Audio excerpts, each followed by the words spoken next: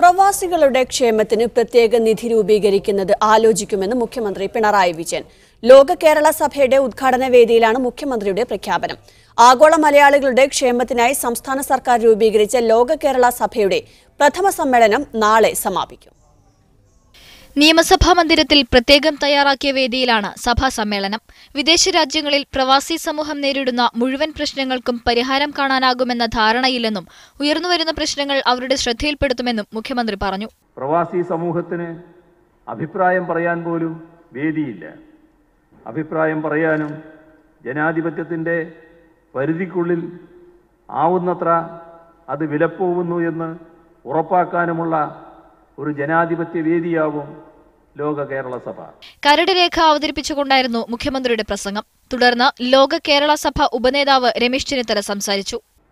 നിക്ഷേപകർക്കും സമൂഹത്തിനും ഒരുപോലെ പ്രയോജനപ്പെടുത്തേണ്ട കാര്യങ്ങളെക്കുറിച്ചാണ് ചിന്ത ഉണ്ടാകേണ്ടതായിട്ടുള്ളത്. ഈ പ്രവാസ ലോകത്തെ കുറിച്ചുള്ള തെളിഞ്ഞ ചിന്തകളുടെ മഹാപ്രവാഹമാകട്ടെ 2 ദിവസത്തെ ഈ സമ്മേളനമെന്ന് പറയാൻ ഞാൻ ആഗ്രഹിക്കുന്നു.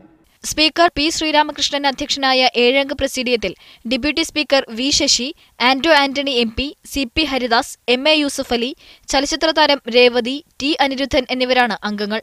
മീഡിയ 1 തിരുവനന്തപുരം.